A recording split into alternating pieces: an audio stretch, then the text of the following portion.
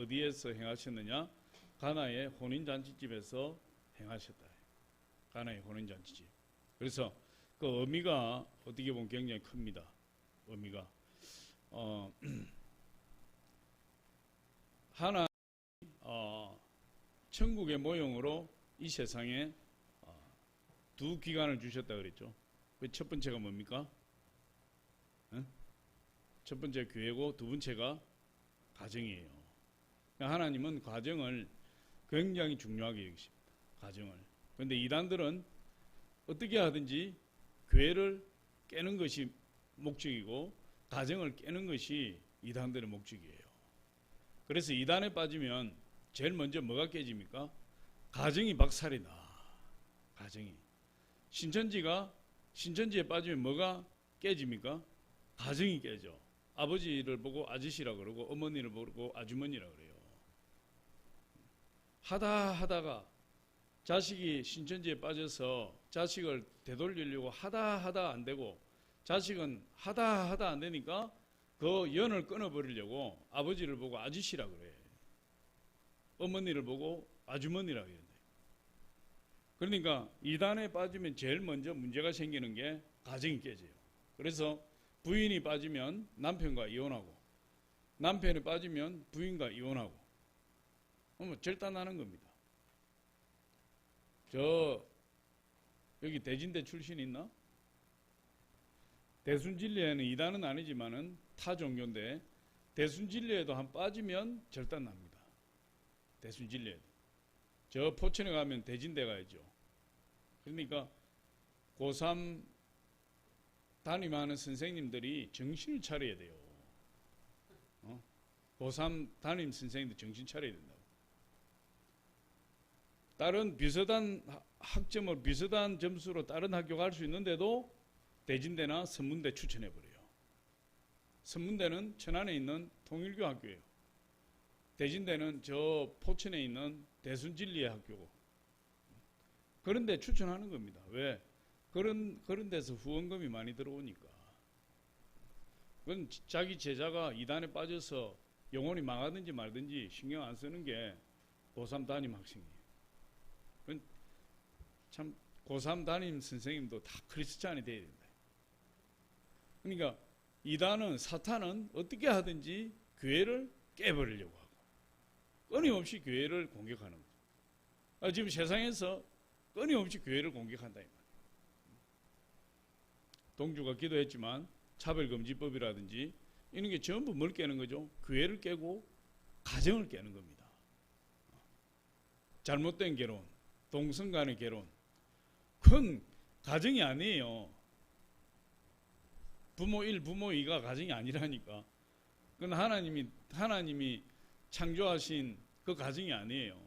그건 사탄이 만든 가정이 남자 아버지, 남자 어머니, 여자 아버지, 여자 어머니요. 그건 사탄이 만든 가정이지. 그렇게 가면은 반드시 가정이 깨지고 교회가 깨지고 하나님 나라가 무너지는 겁니다. 그러니까 이 땅의 정치인들이 정신 바짝 안 차리면 하나님은 어떤 심판을 받을지 모른다 이 말이에요. 하나님은 어떤 심판을. 동성애를 그냥 받아들이려고 하고 막 차별금지법을 제정해서 학교에서 동성애를 가르치고 뭐 기도하면은 그냥 잡아가고 그런 일들이 온 세계적으로 일어나고 있는데 그게 세계적인 트렌드가 아니라 사탄의 바람이 불어닥치고 있는 거예요. 사탄의 바람. 거기에 이게 세계적인 트렌드라고 해서 우리나라도 덥석덥석 따라가면 같이 망하는 거예요. 같이. 우리 얼마 전에도 퀴어 축제인가 했죠. 며칠 전에. 이제 그게 뭐 이슈도 안 돼요. 이제 몇 년 전에 작년까지만 해도 막 우리 교회에서도 난리가 나고 막 큰일 났다 막 이랬는데 올해는 보니까 이슈도 안 되고 그냥 서부적하게 넘어가 버린다. 그냥 서리설쩍 넘어가 버린다. 그렇게 해서 점점 어떻게 됩니까? 우리 의식 속으로 우리 심령 속으로 잠식해 들어온다. 이게 무서운 거죠. 점점 잠식해 들어오면 그게 아주 일상이 되고 아주 보편적인 현상으로 나타나 버려요. 그러면은 그냥 받아들이는 거예요. 이게 사단의 전략입니다. 그래서 차별금지법이 계속 이 통과가 안 되고 이 의결이 되지 못해도 그 정신 나간 국회의원들이 끊임없이 그 법률을 상정하는 것은 안 된다는 거 뻔히 알면서 하는 거예요. 왜? 점점 잠식하니까. 이슈화 시켰다가 또 내려놨다가 또 이슈화 시켰다가 또 내려놨다가 또 이슈화 시키는 그런 과정을 통해서 점점 일반 국민들이 차별금지법을 받아들일 수 있도록 그게 하나의 전략이에요. 무서운 거죠. 마귀가 끈질기고 무섭다. 괜히 가정 때문에 이야기를 했는데, 근데 그 마귀의 전략이 전부 뭡니까? 가정을 파괴하고 교회를 파괴하는 데 있다. 그 전략의 목적이. 가정을 파괴하고 교회를 파괴하는 것이 결국 하나님 나라를 파괴하는 거예요. 하늘 나라의 모형이 교회로 나타나고 가정으로 나타나니까. 그래서 가정을 깨는 것은 마귀의 전략이에요. 그런데 오늘 보니까 예수님께서 첫 표적을 어디에서? 가나의 혼인집에서. 가나요. 그것만 보더라도 하나님이 이 가정을 얼마나 귀하게 여기시는지. 그래서 첫 가정을 시작하는 이 혼인집에 포도주가 떨어졌는데 예수님께서 그 물로 포도주로 만드셔서 그 혼인잔치를 아주 풍성하게 하시다. 아주 풍성하게. 할렐루야. 그래서 가나에서 일어난 사건. 우리가 이제 갈릴리로 거쳤다가 가나로 갈 거다 말이에요. 갈릴리로 거쳐서 이제 지도를 또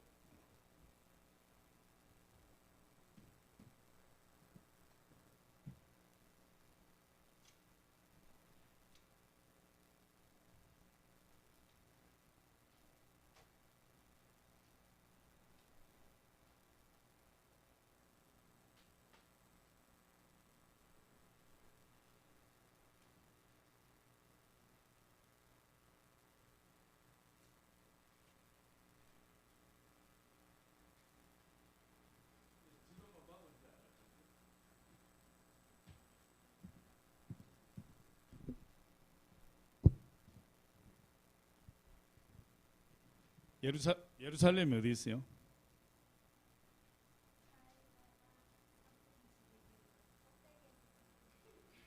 이게 이제 우리가 쉽게 이제 그렇게 이야기를 했는데 이제 여기서 약 3분의 1 지점이죠. 근데 여리고가 어디 있어요? 여리고가 이쯤에 있죠. 여리고. 요단강 건너서 바로 여리고 있잖아요. 이제 앞으로 우리가 이야기할 때 헤브론이 어디 있죠? 헤브론? 사해바다 중간 이 정도 있죠. 그러니까 이제 우리가 이야기를 할 때 예루살렘 하면은 예를 들어서 헤브론에서 북쪽으로 몇 킬로, 여리고에서 서쪽으로 몇 킬로, 이런 식으로 좀 더 정확하게 해야 된다. 근데 여기가 예루살렘이에요. 베들레헴은 예루살렘에서 남동쪽으로 조금 내려오면은 베들레헴. 그 다음에 이게 조금 그림이 잘못된 것 같아.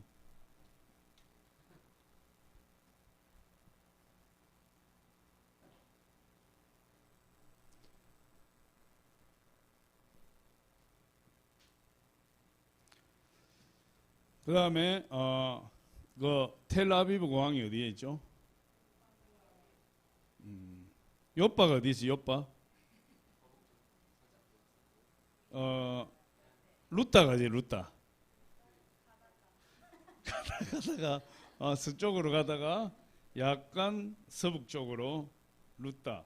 여기서 좀 가면 요빠. 텔아비브는 요게. 진입선 눈 감고 하네. 영안이 열렸나 봐요. 깨닫는 마음과 보는 눈과 듣는 귀를 달라고 하더만 눈 감고 다 그래서 그 옆에 막 이러는데, 여기가 이제 텔아비브 공항이고 여기 요빠죠. 자, 우리가 텔아비브 공항에 내려서 어디로 가는 거죠? 가이사라로 가지. 가이사라에 누가 살았어요? 고넬료. 고넬료는 뭐 하는 사람이죠?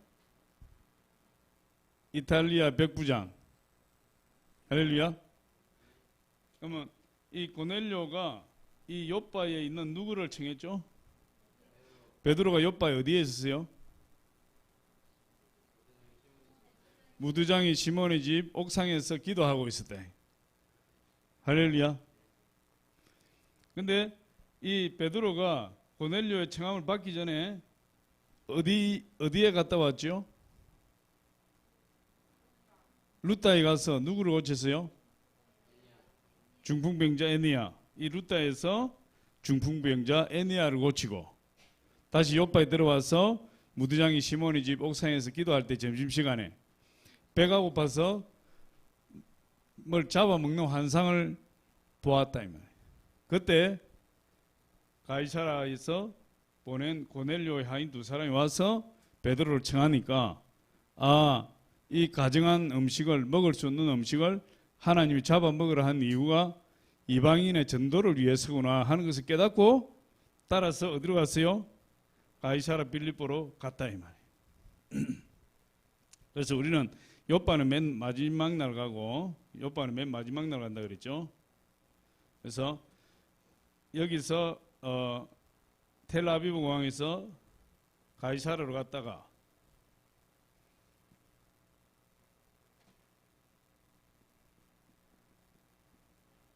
가이사라에서 어디로 가죠? 요 갈멜산으로 간다. 갈멜산 앞에 뭐가 있죠? 갈멜산 앞에 평야가 무슨 평야죠? 이스라엘.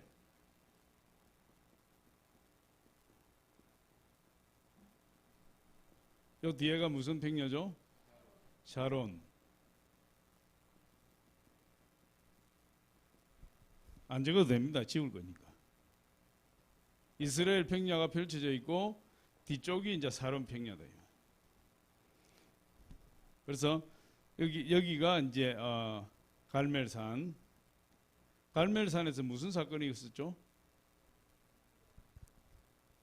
갈멜산에서 일어났던 사건.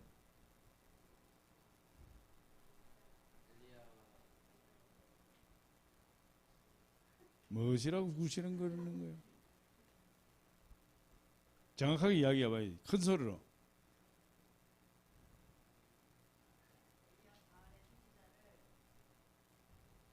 바알의 선지자하고 씨름했어요?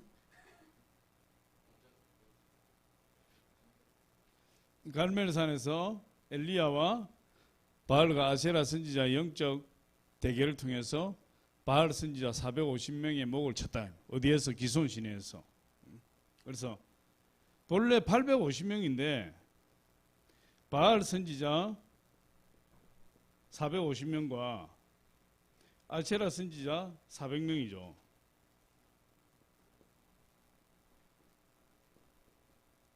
그런데 바알 선지자 450명만 왔다 그랬어요.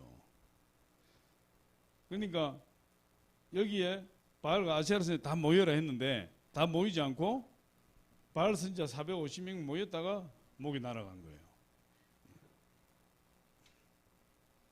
그래서 갈멜산에서 850대 1이라 그러는데 사실은 450대 1일 수도 있어요. 엘리야와 450명의 바알 선지자 영적 대결을 통해서 하늘에서 불을 내린 것은 누구의 재단에 내렸죠? 엘리야의 재단에. 그래서 무너진 재단을 수축하고 엘리야가 제물을 드리기 전에 먼저 무너진 돌단들이 막 무너져 있을 거 아니에요. 그것을 이렇게 다시 수축해서 그 위에 제물을 올리고 그 다음에 이 고랑을 파고 물이 흐르는 고랑을 파고 물을 12양동이를 퍼부었다. 왜 그러냐면은 3년 6개월 동안 비가 오지 않기 때문에 날씨가 너무 건조하고 뜨겁기 때문에 자연발화 현상이 일어나서 모세가 시내산에서 떨기 나무에 불이 붙은 걸 보고 찾아갔잖아요. 그런 식으로 자연발화가 많이 일어나요. 그래서 하늘에서 불을 내리는데 이게 사람들이 볼 때 백성들이 막 주변에서 구경하고 있으니까 사람들이 볼 때 지금 자연 발화 현상이다 하지 못하게 하려고 물 12동이를 갖다 부었어요. 그러니까 제단에 물이 다 적시고 이 고랑에 물이 가득 철렁철렁하게 찬 겁니다. 철렁철렁하게. 이 상태에서 하나님 불을 확 내려서 제단도 재물도 다 태워버리고 고랑의 물도 다 태워버렸다. 그게 하나님의 놀라운 능력의 역사죠. 그래서 갈멜산에서 그 850대 1, 뭐 450대 1이든 850대 1 마찬가지죠. 850대 1의 영적 전쟁을 통해서 하나님 불이 내린 곳이 갈멜산 제단이에요. 그리고 그 제단에 불이 내리고 나서 영적 전쟁에 승리하고 엘리야가 어디로 갔어요? 산 정상으로 올라가서 하나님 앞에 무릎 꿇고 기도하는데 머리를 자기 무릎 사이에 넣고 무릎 사이에 머리를 넣고 기도했다. 이게 무릎이에요. 이게 덩어리고 이게 머리고.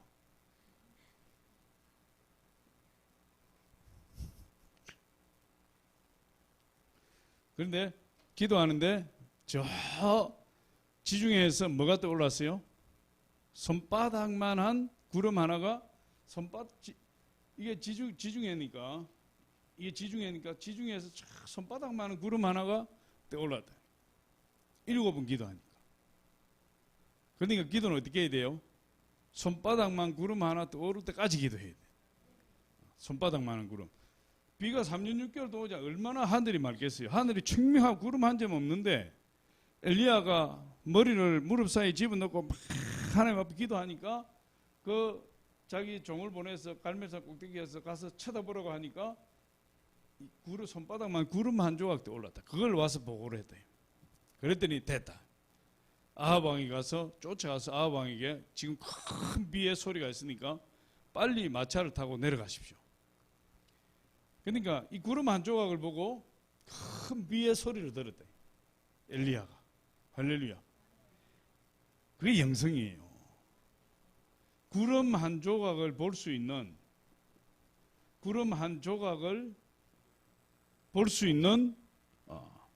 통찰력, 인사이트. 그게 우리는 있어야 된다. 구름 한 조각을 볼 수 있는. 할렐루야. 사업가도 이거 있어야 돼요. 사업가도 하나님 앞에 딱 기도할 때 아무것도 보이지 않는데 하나님 앞에 막 기도하니까 구름 한 조각이 딱 보이는데 이것이 하나님의 음성이구나 하는 것을 깨닫는 영성이 있어야 된다고. 그런 사람이 성공하는 거예요. 그런 사람이. 할렐루야. 그래서 기도하는 겁니다. 이걸 사람들이 깨닫지 못하죠. 그러니까 기도를 해도 부족하고 기도를 해도 깨닫지 못하고.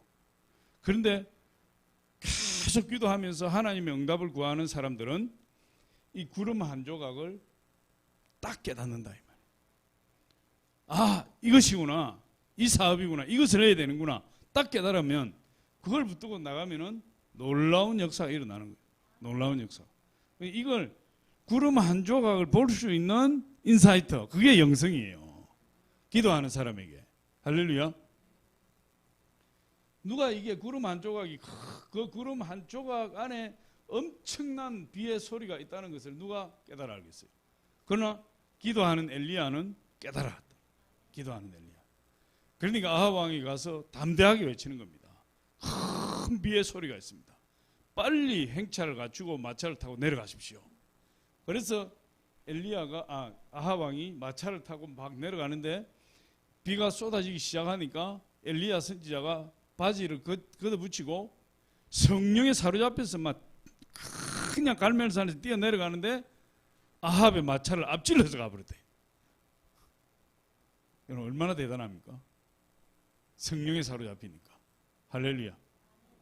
그래서 이 갈멜산에서 3년 6개월 동안 오지 않는 비가 영적 전쟁에서 승리하고 3년 6개월 동안 오지 않던 비가 내려서 땅이 열매를 맺고 할렐루야. 하나님의 놀라운 기적의 역사를 갈멜산을 체험하고 그리고 갈멜산 이 계곡을 따라 쭉 내려오면 뭐가 있다 그랬죠? 머깃도, 여기에 머깃도.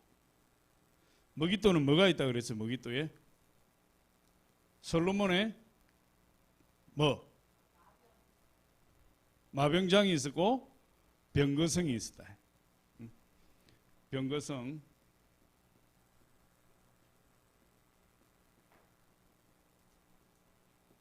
그래서 이 솔로몬이 이 머깃도와 예루살렘에 병거성을 두고 애굽에서 많은 말들을 사다가 요 머깃도에서 기르고, 그리고 이 머깃도에서 말을 길러서 주변 나라들에 팔아서 무역을 해서 큰 돈을 벌고, 또 머깃도 앞으로 무슨 길이 지나간다 그랬어요? 해변길, 비아 마리스 해변길이 지나가서 이 대상들이, 아수르 대상들과 아라비아 대상들이 오고 갈 때 이 통행료를 다 받아서 이 무역의 요충지요, 도로의 요충지예요. 전략의 요충지고 이 머깃도가. 그래서 여기서 비아 마리스가 지나가는 그 해변길을 통해서 통행세를 받아서 큰 부를 누리고, 그럼 요 뒤쪽에 쭉 이어지는 길은 뭐라 그랬어요? 왕의 대로. 요 에시온 개별까지 이어진다 그랬죠. 에시온 개별까지 이어지는 이 쭉 곧은 도로가 왕의 도로예요. 저 다메섹에서부터 내려와서 쭉 이렇게 이어지는.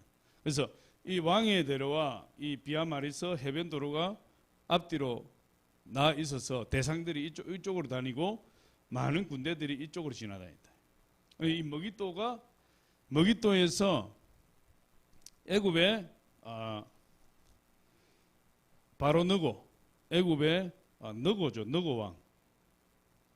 이게 이제 바로 하면은 바로가 왕이니까, 바로가 왕의 호칭이니까 애굽의 바로 너고가 너고 왕이죠. 애굽의 바로 왕이, 너고 왕이 군대를 이끌고 이 비아 마리스를 통해서 올라가서 저 바벨론 군대와 전쟁을 하려고 했어요.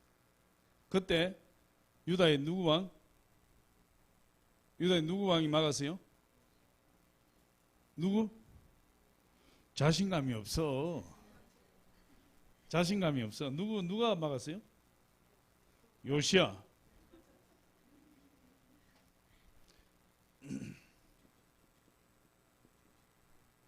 요시야 왕이 아주 훌륭한 왕이에요. 그러니까 유다의 히스기야, 그 다음에 여호사밧, 요시야, 이 세 왕이 유다의 선왕이에요.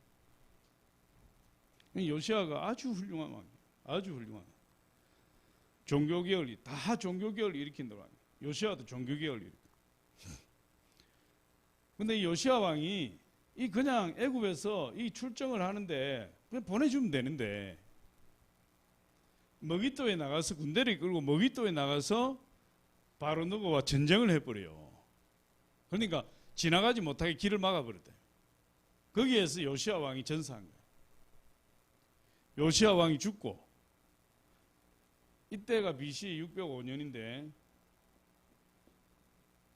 이 요시야 왕이 전사하고 나서 유다가 그냥 정치적 경랑에 휘말려 버려요. 그래서 요시야 왕 다음에 요아서, 그 다음에 여호야김, 여호야긴, 시드기야,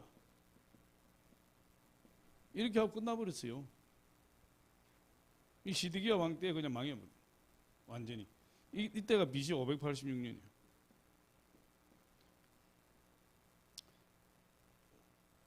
(590) 596년 605년, 그러니까 약 10년 단위로 망해서 한 20년, 요시야 왕 사후 약 20년 만에 유다가 망해버려요. 그러니까 참 이 요시야 왕이 아깝게 전사를 한 거죠. 그냥 그 바로 왕이 군대를 이끌고 오더라도 내비둘 걸. 내비뒀으면 자기들끼리 찢고 뽑고 싸우다가 이렇게 했으면 되는데, 그래서 이 머깃도에서 솔로몬 왕이 병거성과 마병장을 세우고 지금 거기에 가면 이 그 흔적을 철사로 만들어 놨어요. 우리 가면 그 사진도 찍고 하는데 거기에 머깃도가 이제 그런 곳이고 요시야 왕이 전사한 곳이고 교통의 중심지요. 또 전략적 요충지요. 머깃도가 마지막 아마겟돈 전쟁이 어디서 일어난다고요? 이 머깃도에서 일어난다. 요한계시록 마지막 아마겟돈 전쟁이. 거기 보면 유브라데 강물이 유브라데가 이렇게 쭉 있는데 유브라데 강물이 말라서 하나님 대적하는 자 전부 유브라데 강을 건너서 이제 들어온다. 들어와서 어디에서 머깃도에서 최후의 전쟁을 하고 그곳에서 다 죽는 겁니다. 하나님 대적하는 다 죽어요 거기서 머깃도에서. 이 앞에 이스라엘 평지가 그렇게 넓다. 그리고 이 머깃도에 뭐가 있다 그랬어요? 깊은 우물이 있다 그랬죠. 65m라 그랬나요? 깊은 우물이 지하 65m 깊은 우물이 있고 이 계단들이 있어요. 그리고 여기서 또 외부로 나가는 물을 끓이듯 외부로 나가는 통로가 이 바위를 뚫어서 이 통로가 있어요. 우리가 이렇게 내려가서 이 밑에까지 내려갔다가 이 바위굴을 통해서 이쪽 밖으로 머깃도 밖으로 나오게 돼요. 이걸 누가 만들었다 그랬죠? 아합 왕이 이 우물을 팠다. 곡식 저장고도 이런 게 있어요. 이 사이클론이 뭐라? 이걸 이 돌아가면서 이 내려가는 나선형 계단이 있어서 이 곡식을 저장을 하면 나선형 계단을 따라서 내려가서 곡식을 퍼서 이렇게 올라오는 거죠. 그 곡식 저장고도 지금 그대로 보관되어 있고 이 우물도 그대로 지금 보관되어 있어서 우리가 가면 다 그거를 체험하게 돼요. 이 머깃도가 아주 중요한 그런 장소다. 이 머깃도의 이 우물과 이것은 아합 왕 때에 팠다. 아합 왕.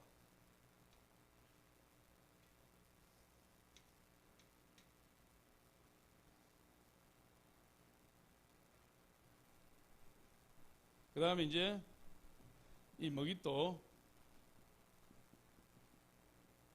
메기도라 그러지. 메기도. 이 머깃도에서 어디로 가죠? 나사렛이 어디 있죠? 머깃도 바로 위에 나사렛이 있다.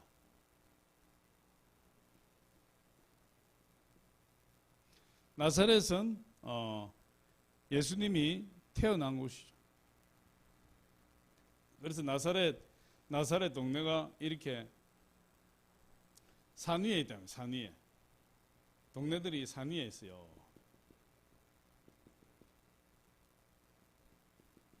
이렇게 산 위에 동네가 있어요. 그래서 우리가 차를 타고 가면 이 산 절벽 밑에 이 도로를 따라서 이렇게 들어가게 돼요. 차를 타고 요렇게 들어가서 이제 이 동네로 올라가. 이게 이제 그 언덕 위에 있어요. 언덕 위에. 근데 여기에 절벽 낭떠러지기 있다 그랬죠. 낭떠러지기. 예수님이 해당에 가셨다가 말씀 전하시고 나가는데 이 사람들이 낭떠러지기에 끌고 와서 밀어 떨으려고 했는데 예수님이 사람들 사이로 그냥 쑥 지나가 버렸다. 그 하나님 능력입니다. 그래서 이 낭떠러지기를 우리 차로 타고 가면은 낭떠러지 딱 나오는데 가이드가 이야기하는 순간 은혜가 돼버려. 할렐루야. 야, 저기서 예수님 떨어져서 죽을 뻔했었구나. 나사렛 들어가는 입구부터 은혜가 돼버려요.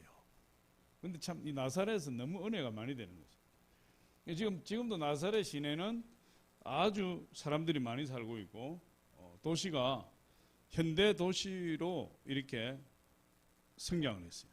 그래서 특이한 것이 아랍 사람이 몇 프로라 그랬어요?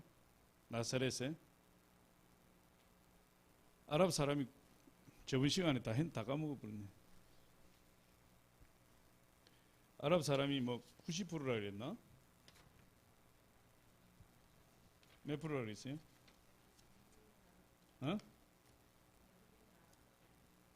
대부분이 아랍 사람이라고 그랬어요?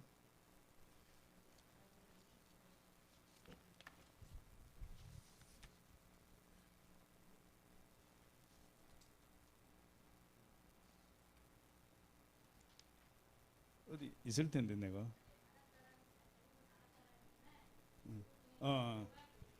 알았어요. 이 나사렛 주민의 대부분이 아랍 사람인데 특이하게도 그 아랍 사람의 65%가 기독교인이다. 60%야? 60%네. 베들레헴이 탄생이 맞아요. 베들레헴 탄생하셨고 애굽으로 내려갔다가 나사렛 가서 사셨다. 근데 그 아버지 요셉과 어머니 마리아는 나사렛 사람이에요. 그러니까 호적을 하기 위해서 베들레헴 와서 탄생하셨을 뿐이지 사실은 베들레헴 탄생하시고 살지는 않았죠. 헤롯이 죽이려고 하니까 천사의 지시를 받아서 애굽으로 내려가서 애굽에 살다가 헤롯이 죽고 나서 나사렛에 가서 살았으니까. 근데 나사렛 예수죠. 나사렛. 그래서 여기가 무슨 교회가 있다 그랬죠? 수태 고지교회. 교회가 아주 잘 되어 있어요. 그리고 또 무슨 교회가 그 안에 같이 있다 그랬죠? 요셉 기념교회. 요셉의 동상이 있어요. 밖에 요셉의 동상이 있는데 무릎이 양 무릎이 벤질벤질해. 요셉의 무릎이. 설에 의하면 요셉의 무릎을 만지면 관절염이 낫는다 그래. 우리 권사님들 관절염 많은데 가서 무릎을 만지면은 하나님께서 관절염 치료해 주실 줄도 몰라요. 그래서 이 나사렛에 수태고지 교회가 있고 요셉 교회가 있고 또 그곳에 이제 우리나라 천주교에서 보낸 그 아기 예수를 안고 있는 한복을 입고 무궁화로 이렇게 그려져 있는 그런 그림도 있어요. 이 나사렛에 들렀다가 여기에서 이제 가나로 가는 거죠. 가나가 여기서 약 6km 북쪽에 있어요. 아주 가까이 있다. 차로 가면 한 10분이면 간다. 차로.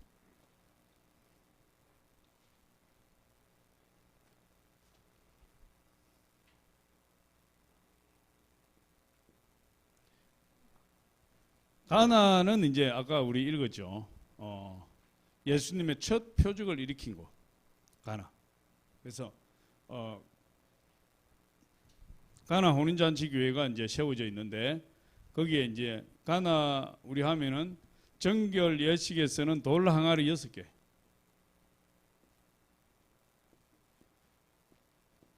돌 항아리 6개 있는데 이 정결 예식에서는 동화 항아리는 뭐죠? 요 안에 이제 물을 채워 놓는 물을 손발 씻는 거예요. 손발 씻는 거. 정결하게 하는 거. 손발 씻는 거. 이 물을 가지고 손발을 씻는 거예요. 그런데 포도주가 떨어지니까 예수의 어머니 마리아가 예수님께 포도주가 떨어졌다니까 여자애 나와 무슨 상관이 있나니까 그렇게 말씀하시고 지나가 버렸거든요. 그랬더니 어머니 마리아가 하인들에게 예수님이 무슨 말씀을 하시든지 그대로 순종해라 이랬어요. 그러니까 어머니 마리아는 예수님이 말씀은 그렇게 하셨지만 때가 되면 기적을 일으켜 주신다는 것을 알고 있었던 거죠. 우리가 기도할 때도 항상 예수님의 때를 기다려야 돼요. 우리가 실패할 수 있는 그 가능성이 큰 게 뭐냐 하면 우리는 우리의 때를 자꾸만 찾아요. 우리의 때. 하나님 우리의 때에 역사하는 것이 아니에요. 하나님 누구의 때에? 하나님의 때에. 우리는 자꾸 기도를 하더라도 하나님 뭐 내일까지 100만 원이 필요합니다. 그건 내일까지 필요한 건 우리고 하나님 필요한 거는 모레가 될 수 있어요. 그럼 모레 응답이 되는 거지. 할렐루야. 그러니까 우리는 마음이 급해서 항상 우리가 원하는 때에 응답을 받기를 원한다. 그래서 기도를 해도 우리가 원하는 때에 응답이 안 되면 응답이 안 됐다고 생각하고 낙심해 버린다.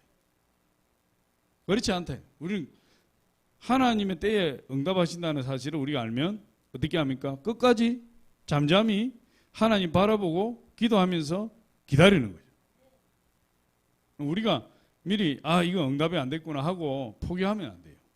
하나님은 언제나 하나님의 때에 역사해요. 하나님의 때에. 그래서 우리가 실수를 많이 하는 것은 우리 때에, 내가 필요한 때에, 내가 원하는 때에 하나님은 응답해 주셔야 응답이라고 생각한다. 그렇지 않습니다. 그래서 예수님의 어머니 마리아가 예수님이 무슨 말씀을 하시든지 그대로 순종해라. 예수님은 어머니 마리아는 예수님이 언젠가 역사하실 것을 알았던 거죠. 그래서 조금 지나니까 예수님이 그 돌 항아리에 물을 가득 채우라. 아구까지 물을 채우라. 그래서 물을 찰랑찰랑 채웠죠. 물을 찰랑찰랑 채웠는데 채우니까 예수님이 하인들에게 뭐라고 이야기합니까? 그 물을 떠다가, 포도주라고 이야기하지 않습니다. 그 물을 떠다가 연회장에게 갖다 주어라. 그러니까 하인들은 물을 갖다 부었고 떠다 줄 때도 물을 떠다 줬어요. 근데 물을 떠다 줬는데 연회장이 받는 순간 뭐가 됐어요? 포도주가 된 거예요. 기적이 일어난 거죠. 우리 성경을 한번 보면은 아마 그렇게 돼.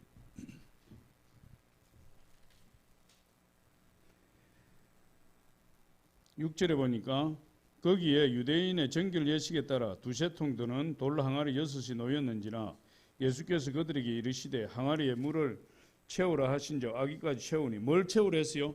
물을 채우라 했죠. 물을 아구까지 채우니 이제는 떠서 연회장에게 갖다 주라 하심에 갖다 주었더니 뭘 떠다 줬어요? 물을 떠다 줬죠. 물을. 그랬더니 연회장이 물로 된 포도주를 맛보고도 어디서 났는지 알지 못하되 물 떠온 하인들은 뭘 떠왔어요? 하인들은 물을 떠왔다. 물을 갖다 붓고 물을 떠다 주었는데 그게 그냥 한순간에 포도주가 되어버렸어요. 그러니까 이 순종이라는 게, 이 순종은 믿음으로 하는 거예요. 믿음으로. 이 하인들이 맨정신이면 물을 떠다가 주겠어요? 응? 물을 떠다가 연회장에게 갖다 주는, 물을 왜 떠다 주냐고요.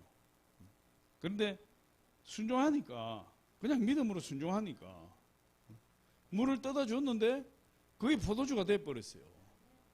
그럼 이제 돌 항아리 6에 물을 가득 채웠는데 이 하인들은 와서 물 떠가지고 갖다 주면 포도주가 돼버리고, 물 떠다 갖다 주면 포도주가 돼버리고, 물 떠다가 갖다 주면 포도주가 돼버려요.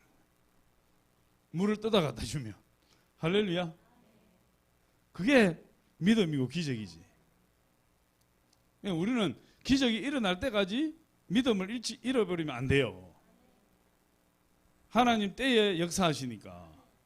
그래서 돌 항아리 6에 물을 가득 채워서 떠다 주니까 그것이 포도주가 되어버렸다. 그 이전에 먹은 포도주보다 훨씬 질 좋은 퀄리티가 높은 포도주가 되어버렸다.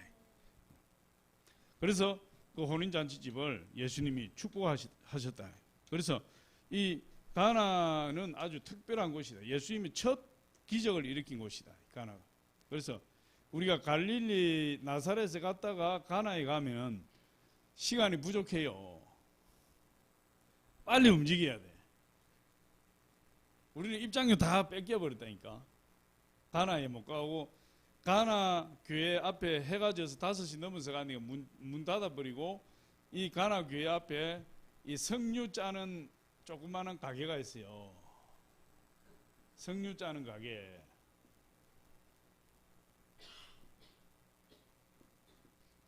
그래서 석류 한 잔 짜먹고 왔다니까. 석류 한 잔 짜가지고 우리 조그마한 물통 같은데 한 병 받았는데 그거를 액기스로 짰으니까 그걸 먹으려고 호텔에 가져와서 냉장고 열어놨다가 그 다음날 놔두고 와버렸다니까. 마시지도 못하고. 얼마나 억울하겠어요. 저 뒤에 저 주인공 있잖아. 물어봐요.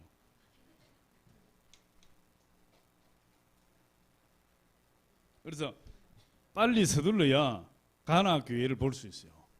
그런데 이제 제가 저번에도 이야기했잖아요. 우리가 시간이 늦어서 입장을 못하면 입장료를 띈다 이 말이에요. 그 이야기를 하더라고요. 사실인지 아닌지 모르겠는데 어쨌든 그랬어요. 그래서 이 가나에서 예수님이 기적을 일으키셨고 또 이 가나에서 왕의 신하의 아들을 고쳤다 이랬어요. 가나에서 두 번째 표적도 우리 페이퍼에 보면 이번에 1번에 보니까 예수님의 첫 표적을 일으키신 동네 가나 혼인잔치에서 물로 포도주로 만듦 이랬고, 2번에 보니까 예수님의 두 번째 표적도 가나에서 일으키셨다. 왕의 신하의 아들을 고침 이랬어요. 요한복음 4장 46절 54절 우리 한번 잠깐 보겠습니다. 요한복음 4장 46절. 그 첫 번째 표적과 두 번째 표적을 어디에서? 가나에서. 그러니까 가나가 굉장히 중요하겠죠. 예수님에게는 첫 번째, 두 번째 표적을 기적을 거기서 일으켰으니까. 우리 요한복음 4장 46절에서 54절까지 우리 같이 한번 읽어봅니다. 시작. 예수께서 다시 갈릴리 가나에 이르시니 전에 물로 포도주를 만드신 곳이라 왕의 신하가 있어 그의 아들이 가브나움에서 병들었더니 그가 예수께서 유대로부터 갈릴리에 오셨다는 것을 듣고 청하되 내려오셔서 내 아들의 병을 고쳐주소서 하니 그가 거의 죽게 되었음이라. 예수께서 이르시되 너희는 표적과 기사를 보지 못하면 도무지 믿지 못하리라. 신하가 이르되 주여 내 아이가 죽기 전에 내려오소서. 예수께서 이르시되 가라 내 아들이 살아있다 하시니 그 사람이 예수께서 하신 말씀을 믿고 가더니 내려가는 길에서 그 종들이 오다가 만나서 아이가 살아있다 하거늘 그 낫기 시작한 때를 물은즉 어제 7시에 열기가 떨어졌나이다 하는지라. 그의 아버지가 예수께서 내 아들이 살아있다 말씀하신 때인 줄 알고 자기와 그 온 집안이 다 믿으니라. 이것은 예수께서 유다에서 갈릴리로 오신 후 행하신 두 번째 표적이니라. 그러니까 46절에 예수께서 다시 갈릴리 가나에 이르시니 전에 물로 포도주를 만드신 곳이라. 왕이 신하가 있어 그의 아들이 가브나움에서 병들었더니 이랬어요. 그래서 가브나움은 여기 있죠. 이 요단강을 이렇게 가른다고 봤을 때 서쪽에 가브나움이 있어요. 왕의 아들의 신하가 가브나움에서 병들었고 예수님은 유다에서 가나에 도착을 했고, 그런데 이 가브나움의 왕의 신하의 아들이 병드는데 가나에 예수님 오셨다는 소리를 듣고 예수님께로 오다가 예수님 만나서 예수님이 나았다 하니까 그 시로 나아버린 거죠. 그 시간을. 그래서 이 하인들이 오는 것을 이 왔던 사람 돌아가다가 다시 오는 하인을 만났는데 물어보니까 나아버렸다. 몇 시에 나았느냐 하니까 어제 예수님이 내 아들이 나았다 하는 그때 나아버렸다. 할렐루야. 우리 예수님은 말씀 한마디로 그냥 귀신을 쫓아내고 치료해버리시는 분이에요. 그래서 이 두 번째 표적도 어디에서? 이 가나에서. 첫 번째 표적도 가나에서, 두 번째 표적도 가나에서. 그러니까 이 가나가 보통 도시가 아니에요. 가나가 예수님에게 있어서는 가나가 뭐 크게 많이 나오는 성경에 많이 나오지는 않지만은 첫 번째, 두 번째 표적을 예수님이 가나에서 행하셨으니 이곳이 굉장히 중요한 곳이다 이렇게 이야기합니다. 할렐루야. 그리고 이 예수님의 제자 중에 나다나엘이라는 사람이 이 가나 출신이에요. 요한복음 21장 2절에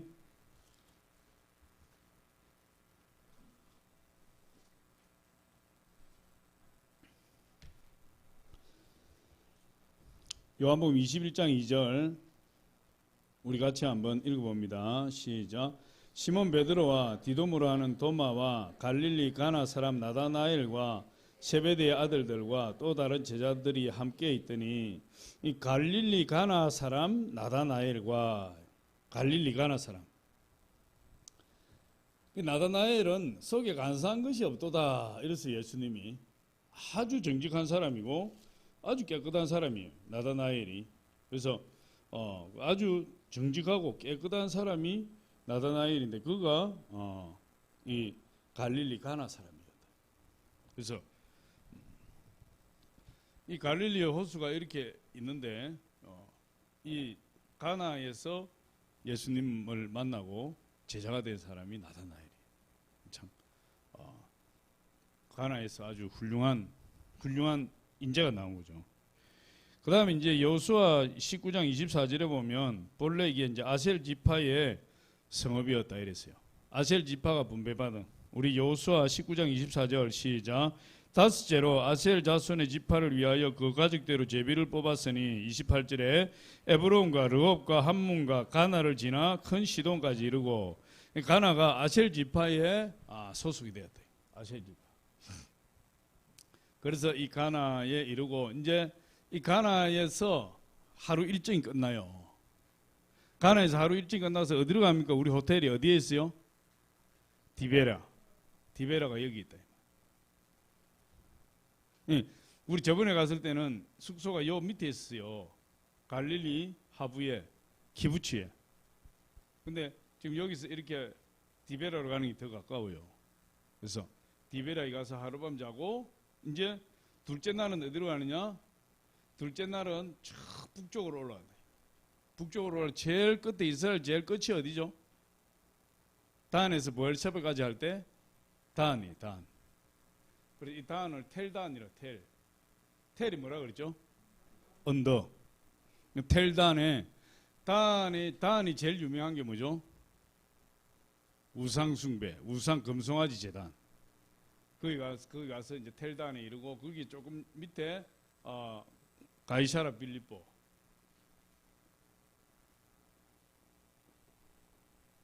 이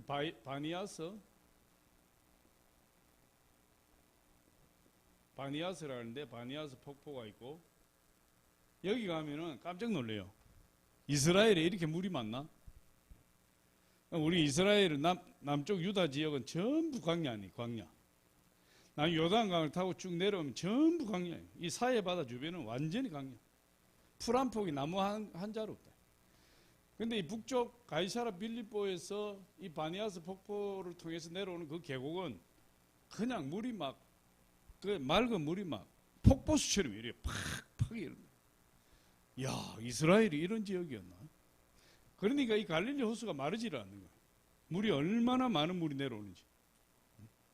우리가 텔단으로 올라가려면은 이 어느 정도에서부터 이 숲속을 걸어가야 돼요. 걸어가면 이 나무가 막 이렇게 우거져 있는 이 나무가 우거져 있는 사이로 그냥 강이 되어서 물이 막 흘러내려. 이 옆에 오솔길이 나 있는 이 길로 우리는 간다. 근데 물이 막 얼마나 맑은 물이 흘러내리니 그게 바니아스 폭포에 이르러서 폭포가 돼서 막 확 쏟아져요. 깜짝 놀란다.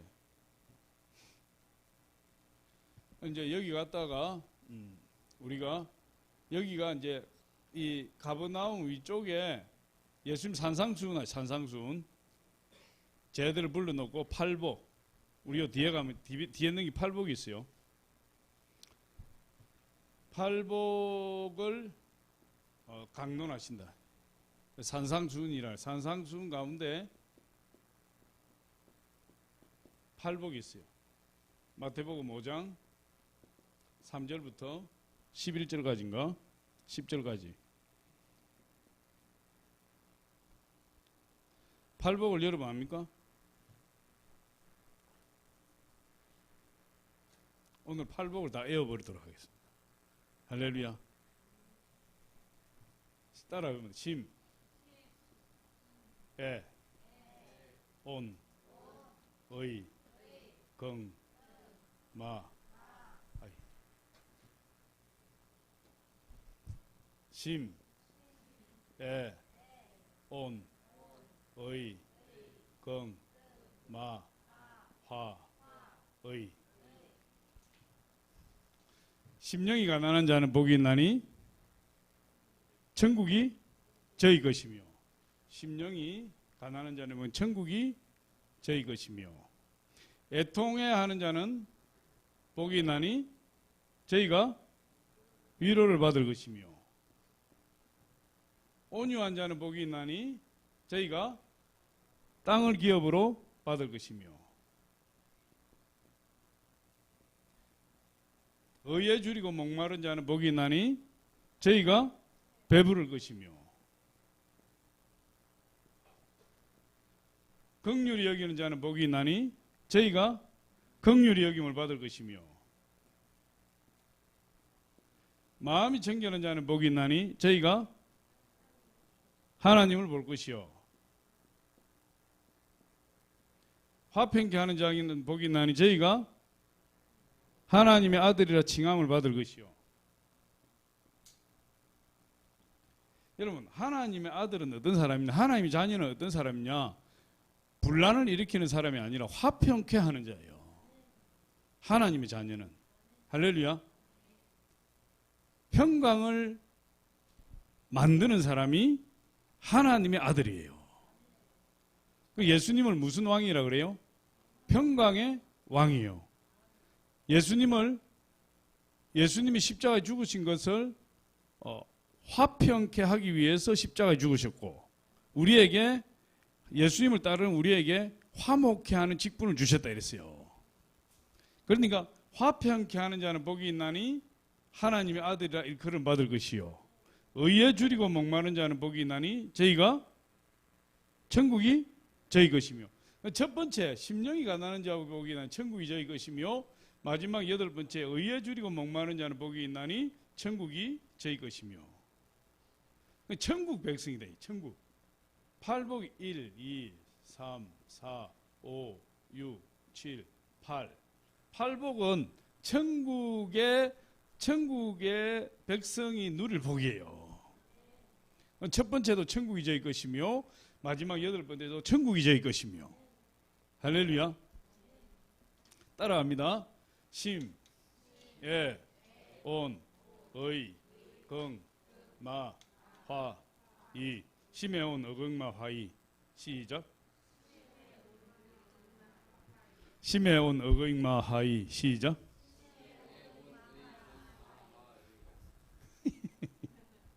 심에 온 의긍마 화이. 심에 온 어긍마 화이.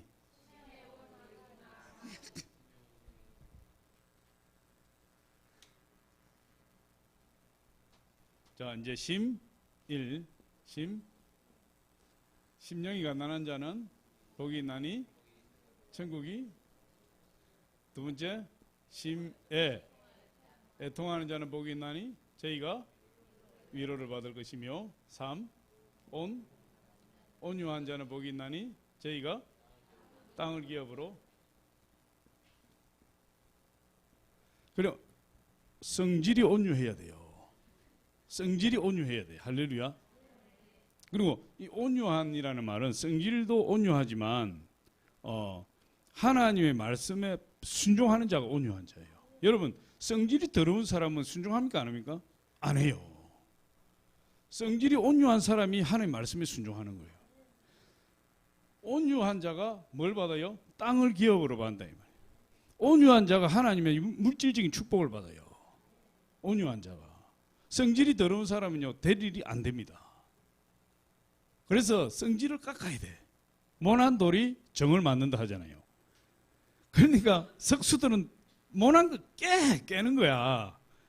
안 그러면 막 쓸 수가 없으니까. 그래서 이리 씻기고 저리 씻기고 조약돌처럼 그냥 맨질맨질 반질반질 이래야 사랑받고 하나님 사랑받고 축복받아요. 이 모난 돌은 쓸 데가 없어요. 계속 깎아야 돼. 온유한 자는 땅을 기업으로 간다. 네 번째, 심에 온 의에 줄이고 목마른 자. 나는 복이 있나니 저희가 배부를 것이며. 이 줄이니까 배부르다 이 말이에요. 다섯 번째, 심에 온 의긍마 긍휼이. 여기 날 복이 있나니 저희가 긍휼이. 이것도 긍휼이 여기는 자는 긍휼이 있는 심판을 받고. 할렐루야. 긍휼이 없는 자는 긍휼이 없는 심판을 받는다 그랬어요. 자비의 반대말이 뭐죠? 자비. 무자비예요. 그럼 사람이 무자비하면 안 돼. 무자비하면 안 돼요. 사람이 자비해야 돼. 할렐루야. 긍휼히 여길 줄 알아야 돼. 그 긍휼히 여기는 자는 긍휼히 여기는 심판을 받는다. 무자비한 자는 무자비한 심판을 받아요. 우리 하나님 무자비하게 심판해 보세요. 심판을 받으면서도 죽었구나 이렇게 생각하는 거지. 심판을 받으면서도 어떻게든 이 심판을 이겨야 되겠다. 내가 이 심판을 이기고 내가 내 죄의기를 돌이키고 하나님 뜻대로 하나님 기뻐하시는 사람으로 내가 변화되어야 되겠다 이렇게 생각해야 되는데 무자비한 심판을 받아버리면 그거 생각할 여력이 없어요. 무자비한 자는 무자비한 심판을 받는다니까. 심해온 어근 마음이 청결한 자는 복이 있나니 저희가 하나님을 볼 것이요. 근데 마음이 깨끗해야 하나님 만난다. 할렐루야. 심해온 어극마 화 평쾌하는 자는 복이 있나니 저희가 아까 뭐라 그랬어요? 하나님의 아들이라 칭함을 받을 것이요. 화평케하는 자가 하나님 아들이에요. 할렐루야. 우리는 화목하게 하는 직분을 받았다 그랬어요. 화목하게 하는 직분. 할렐루야. 그러니까 여러분, 나 때문에 우리 교회가 어떻게 해야 돼요? 평화로워야 돼요. 나 때문에. 평화로운 교회에 내가 들어갔더니 세 갈래 네 갈래로 쪼개진다. 그거는 하나님의 아들이 아니고 무슨 아들이에요? 사탄의 아들이지. 사탄의 아들은 분란을 일으키는 거예요. 사탄의 아들은. 하나님의 아들은 화목해 한다. 할렐루야. 그러니까 우리는 가슴에 손을 얹고 생각해야 돼. 내가 화목해 하는 자인가 분란을 일으키는 자인가. 응? 근데 교회에 생각보다 분란을 일으키는 자가 너무 많다. 분란을 일으키는. 이 분란을 일으키면 그냥 안 돼요. 분란을 일으키면 그냥 인생이 끝장난다니까.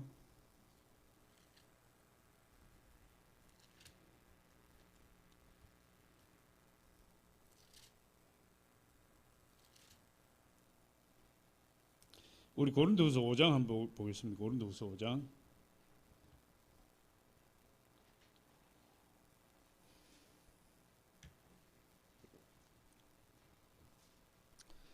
고린도후서 5장 18절 19절.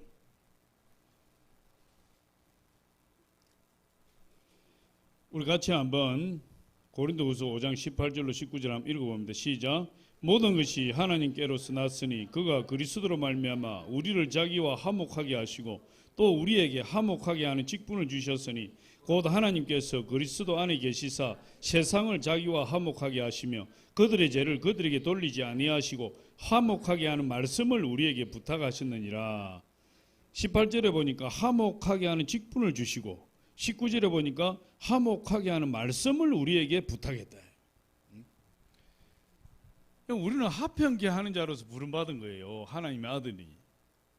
그런데 가는 데마다 내가 들어가면 평화가 깨어지고 분란이 일어나고 문제가 생기고 교회가 쪼개지고 막 당을 지어서 여기서 싸우고 저기서 싸우고 그건 하나님의 아들이 아니다. 할렐루야. 심해온 어극마 화의 발 의에 줄이고 목마른 자 자는 복이 있나니 천국이 저희 것이며 의에 줄이고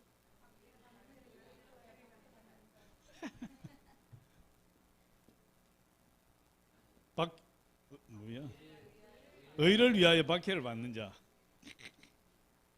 죄송합니다. 의를 위하여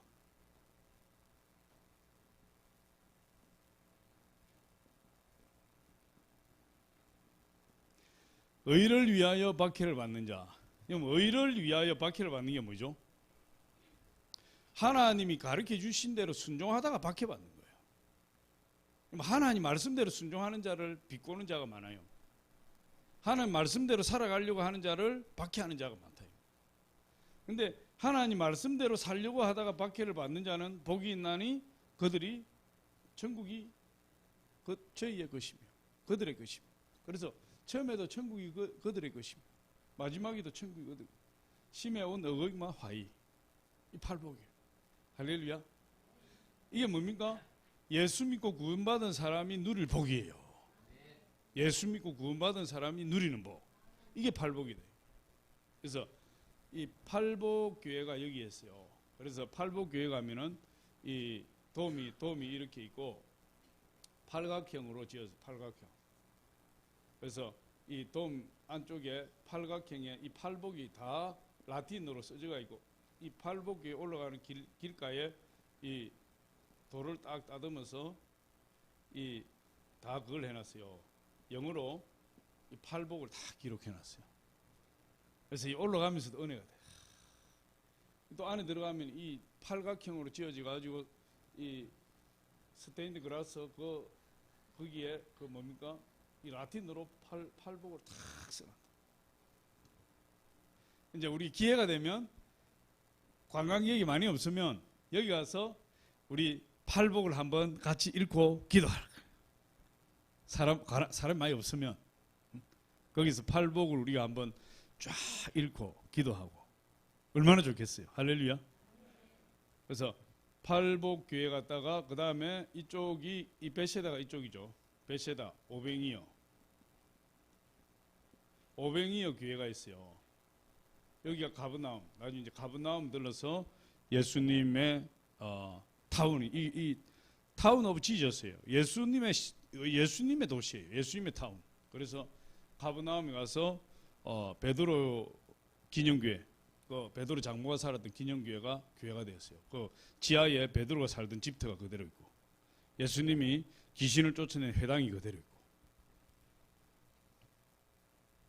이제 팔복 이제 다 여러분 해버렸죠? 외워버렸죠? 시작. 시작. 시작. 화인. 시작. 여러분 천재입니다. 한 번 했는데 팔복을 다 외워버려. 할렐루야. 우리 기도하겠습니다. 아버지 하나님 감사합니다. 오늘도 주님 함께 하시고 아버지 축복하셔서 감사합니다.